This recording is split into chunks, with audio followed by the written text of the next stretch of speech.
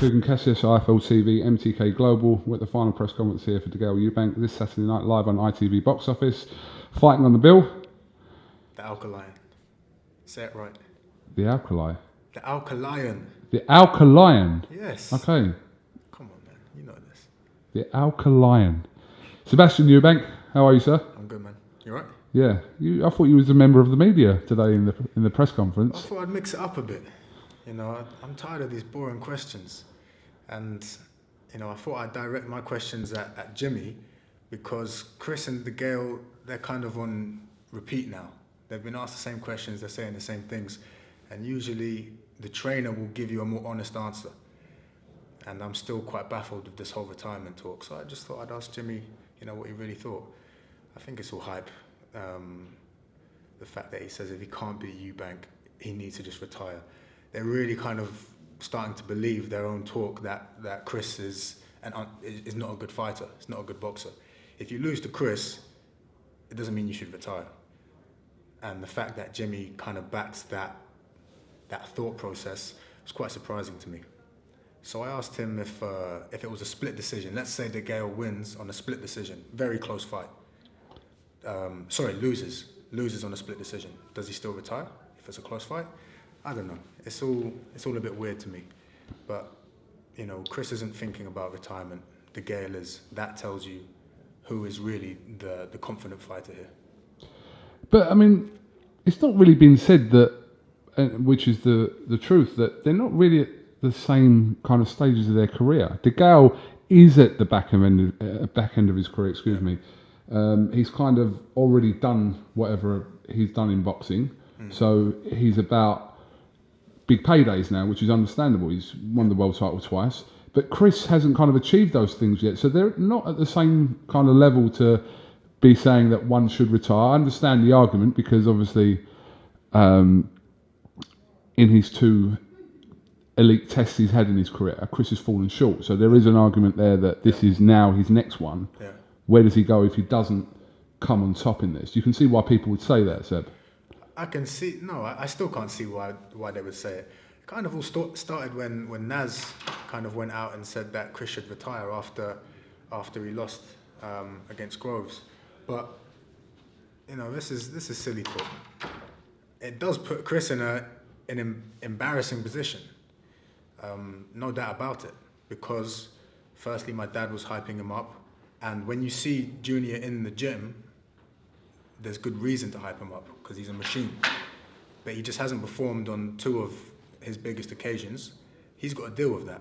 But, you know, to say that he should retire or even think about it is just stupid. The Gale is coming from, you know, good pedigree. He's got the Olympic gold medal. He's got titles under his belt. So it's no easy feat. But to say either of them should retire, I think is stupid. The Gale's looking the best that he's been, and that's what happens when you fight Eubank. He brings out the best in fighters because everybody knows what kind of chance that is. So why would he train that hard? Even if he does lose to Chris, why would he retire?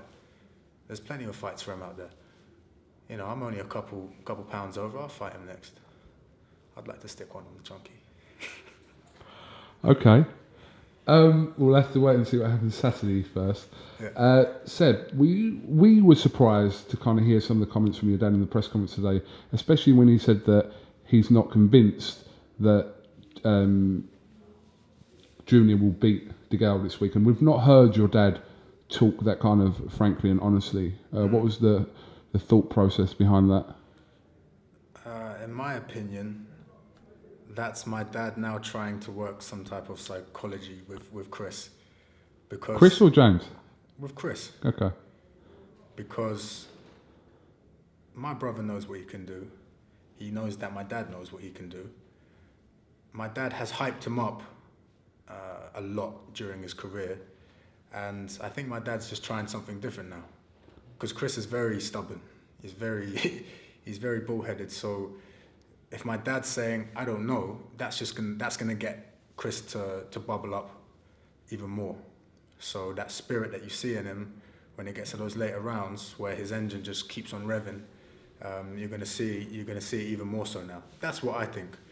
I also don't think my dad wants to apply any more pressure, because my dad has put a lot of pressure on Junior, saying things like, you know, he shouldn't be fighting British level fighters because it's too dangerous, this kind of stuff. He said he was going to be better than Mayweather at one point as well on live TV. That's pressure, it's unbelievable. Exactly, it's unbelievable pressure. And Chris can deal with it, but I think my dad's just trying something different now. I don't know.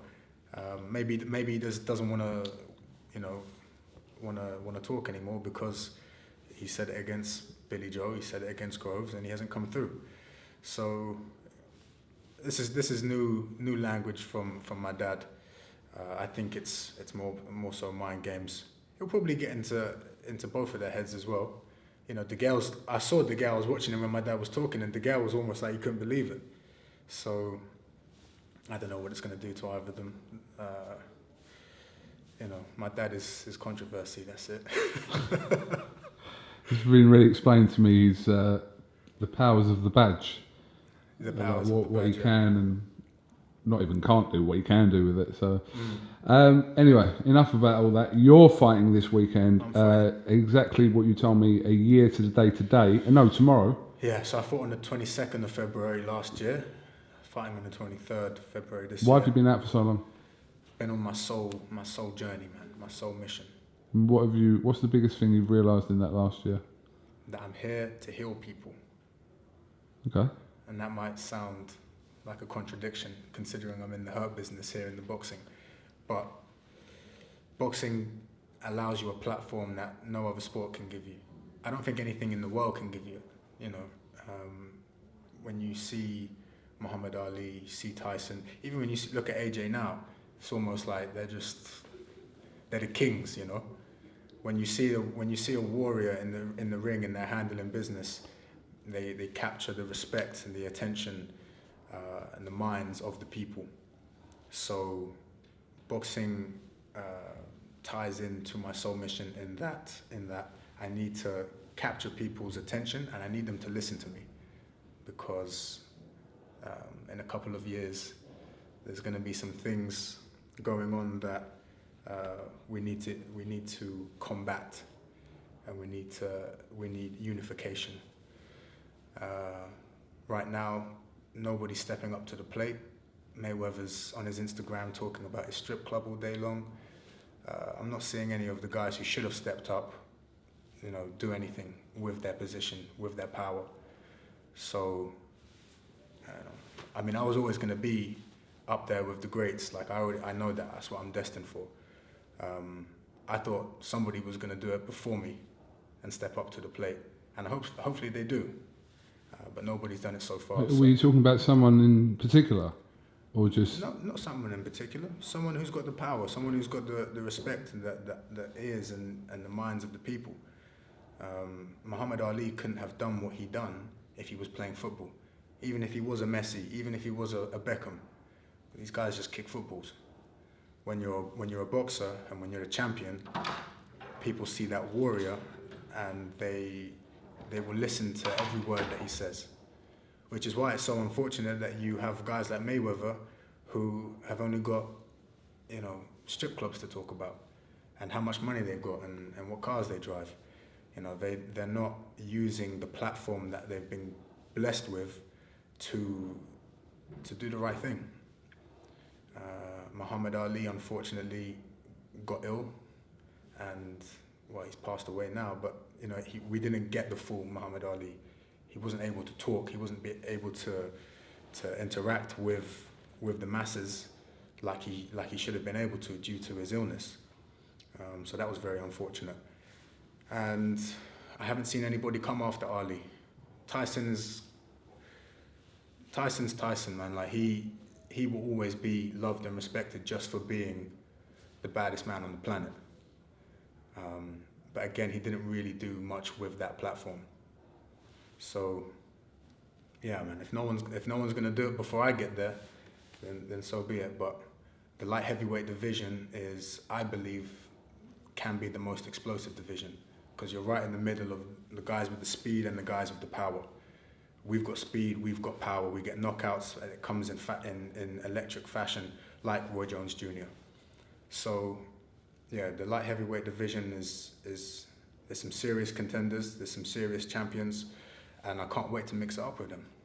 I've been waiting for a long time. I'm really ready now, but there's a process that you have to go through.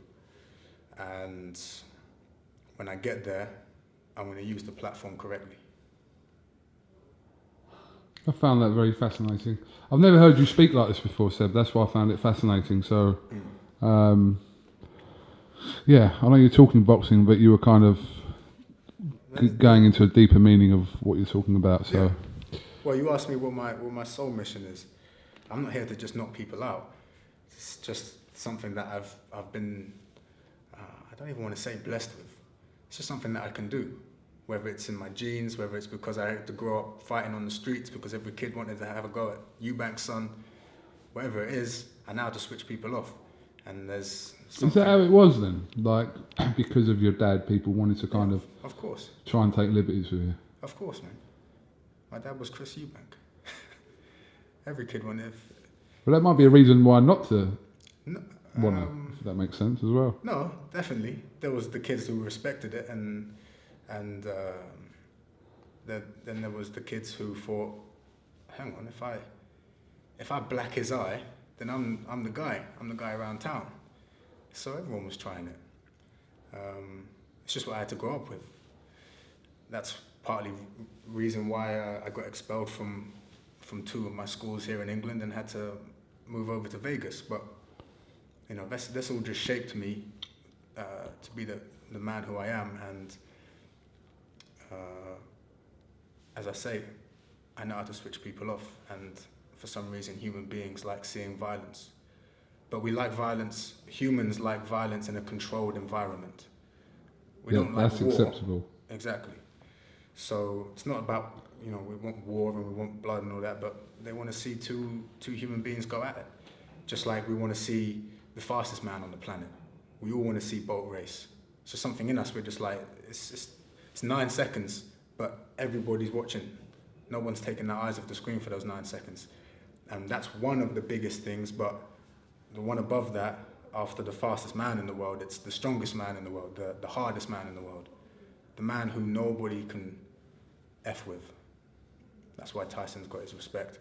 That's why Muhammad Ali's got his respect. Mayweather's got his respect to a certain degree, but he won't be a people's champion because he doesn't do anything for the people. So I've been, I will say, I've been blessed with genetics and the warrior code. I know how to fight. I've been doing it all my life. In a controlled environment, it's easy for me. I like to train. I'm always training. I'm a nutritionist, so that aspect of things where I'm fueling my body the best. I don't think there's anybody healthier than me in this boxing game. So when you do see me, you know, in these championship rounds, you're going to see something different. You know, Junior has got this engine on him, and he doesn't even eat right. I've been trying to tell him for years. If he did eat right, I don't even know what the guy could do. But he doesn't want to listen to me. People are too addicted to the processed foods and what we've been told is the correct way to eat, or the normal way to eat. And so when you see me fight, you're going to see a whole different... So it's not just these trainers he doesn't listen to, he doesn't listen to anyone. No, I don't listen. Listen, but I can understand it because, again, like, we were on our own, you know, in these streets, and it's... People hear that and they say, what do these guys know? They come up in a mansion and that. But when we were outside of the house, it was peak for us. It was around every corner. Every corner. It's a good thing we didn't grow up in London, because then it really could have got bad. Because down in Brighton, it was about the fists. In London, they stab you up. You know, there's a lot of knife crime going on. So it's a good thing that we were down in Brighton. And then when we got to Vegas, even though people didn't know us, we kind of had that boisterous mentality instilled in us, so we were still scrapping. But, you know, it is what it is. Chris is a different specimen, and we've never, trust me, nobody's seen him 100%. And it pisses me off, because I know what the guy can do. And if he's 100%, This is why I can understand why my dad talks about Golovkin and Alvarez and that, because when Chris is 100%, you can't stop him. That's what makes him so dangerous, because you can't switch him off. You might be able to beat him, and it's been proven, you can beat him. But if he's 100%, beating a man that just cannot be switched off, his engine does not die down, it's something that no man wants to be in the ring with a guy like that. So as long as Chris turns up on the night, De Gale really doesn't have a chance. Let's see what Chris can do. Hopefully he does, because De Gale Groves is a very humble fighter, a humble champion. So you're probably not going to get that with De Gale after the fight, should it go De Gale's way. So it's going to be bad. I mean, we already had to endure it with Billy Joe. That was painful, man. That's still going on to today. So. Yeah, of course. But it's understandable to a way, because it's boxing rivalries and... No, definitely. And that's what the people want to see. And they'll rematch at some point, you know they will. So. Well, they better. And, you know, Billy's coming back at super middle. I'm only light heavy. So, and like I said, man, my nutrition is on point. Nobody knows the game like me. So I can get down to super middle easy. You subtly called out De Gale and Saunders in this video. It's great. Listen, these guys are they're on the topic. This is what people want to hear. De Gale is he's a crafty guy in his boxing and in his mannerisms. You know, I've seen today that he can lie with a straight face. He can lie and make you believe him. So this is now a guy that I've actually got to be even more worried about. And this guy's deceptive. You saw what happened in the press conference. Yeah. This guy convinced me that the information that I knew, this guy was convincing me. We're going to get to the bottom of this. I think some people already know now what actually happened, but it's not my place to say. But I'm sure it will come out, if it's even a thing. I mean, it shouldn't have even been a thing, but it is. It's like, but anyway. Sebastian, have you got anything else you'd like to add? I guess you've got to plug the night. Buy your tickets, guys. There's people beating people up. Pretty much. People punching one another in the face, and a couple good-looking ring girls walking around with their bottom showing and their breasts out. Some controlled violence, some shit talking. If you like that kind of stuff, buy your tickets. Or buy the pay-per-view, either one. Buy your tickets, buy your pay-per-view.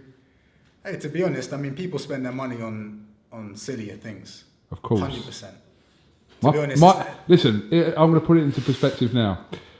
Where we are, right, for me to park my car here is dearer than what that pay-per-view is going to be tomorrow. Well, we're in London, man. These guys are the king of I'm just saying. My parking here is going to be £24. So I've only been here 3 hours. Right, it's £24. Just put that into perspective. Yeah, and you could have a good night. You bring your boys round, Even girls are starting to get into the boxing. Of course they are. Girls love it. Sat right there. Well, Emily's a bit bored of it now anyway. But especially when AJ's fighting. When AJ fights, these girls start giving me stats that I didn't even know. They're like you, man. They're studied. All right. Appreciate your time. We'll see you. You're weighing in tomorrow? Weigh-in's tomorrow. I'm not sure where it is. Do you know where the weigh-in is, Emily? Here? The weigh-in's here. Yeah. So it's another £24 parking for you. I did think that. You might as well jog it, man. It's dear, isn't it? £24. Yeah, I've put on a little bit. You've been on that alkaline diet? No. No? No, I'm not going to tell you what. And I haven't been on anything. Just. You can't afford food with all these parking tickets. That's what it is. That's what it is. Thank you very much for your time, and we'll catch up with you again at some point over the weekend. Yep. Best of luck.